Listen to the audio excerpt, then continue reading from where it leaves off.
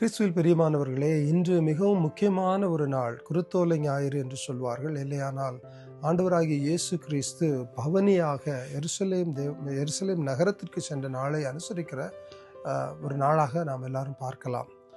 இன்று நம் தியானத்திற்கான பகுதி லூக்கா 19வது அதிகாரம் 38 உள்ள திருவசனங்கள். இதை நீங்கள் வாசிக்க வேண்டும். என்னுடைய வேண்டுகோள், நீங்கள் தயவுசெய்து இந்த நாளை எடுத்து ப்ளீஸ் ரீட் இட். இதில் ஒரு சில காரியங்களை நாம் பார்க்க வேண்டும். நம் ஆண்டவராகிய இயேசு கிறிஸ்து, அவருக்கு தெரியும் அங்கே எருசலேமில் நடக்க போகிற எல்லா காரியங்களும் தெரியும். அவர் செல்கிற வழியிலே அந்த மக்கள் துணிகளை விரித்து ஓசன்னா ஓசன்னா, தாவீதின் குமாரனுக்கு ஓசன்னா என்று பாடுகிறார்கள்.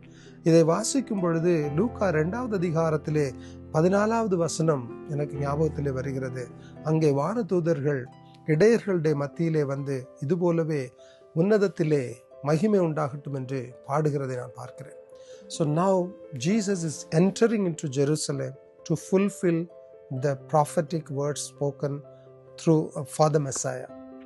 மேசியாவுக்கூடாக நடக்கவிருக்கிற காரியங்களுக்கு ஒரு முன்னோட்டமாக இயேசு கிறிஸ்து எருசலேம் தேவாலயத்திலே பிரவேசிக்கிறார். பிரியமான தேவஜனமே, the triumphal entry என்று சொல்லுகிற இந்த நேரத்தில் நாம் எல்லாருக்கும் ஒரு அழைப்பு, ஒரு ஞாபகமூட்டுதல் வருகிறது. திரும்பவும் அவர் வரப்போகிறார், ராஜாதி ராஜாவாக வரப்போகிறார். அன்றைக்கு அந்த மனிதர்கள் தங்களுடைய ஆடைகளை விரித்து சொன்னார்கள், ஹோசன்னா, தாவீதின் குமாரனுக்கு ஹோசன்னா, சேவ் அஸ் ஓ கிங் என்று சொன்னார்கள்.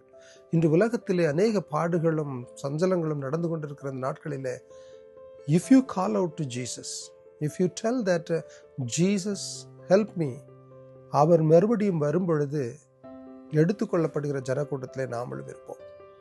அந்த வசனத்தை நீங்கள் தொடர்ந்து வாசிப்பீர்களே ஆனால், அங்கே பரிசேயர்கள் சதுசேயர்கள் அவரை சுற்றி இருந்தவர்கள் சொல்கிறார்கள், நீங்கள் இப்படியெல்லாம் இவர்கள் சொல்லுகிறதை பார்க்கிறீர்களே, அவர்களை அமைதியாக இருக்க சொல்லும் என்று சொல்லும் பொழுது இயேசு கிறிஸ்து அவர்களுக்கு மறு உத்தரவு அருளுகிறார். 40வது வசனத்திலே, நான் இவர்களுக்கு சொல்வேனே ஆனால் இந்த கற்களும் பாடுமே, இந்த கற்களும் துதிக்குமே என்று சொல்லி நாம் வேதத்திலே பார்க்கிறோம். நாம் எல்லோரும் ஜீவ கற்களாக இருக்கிறோம்.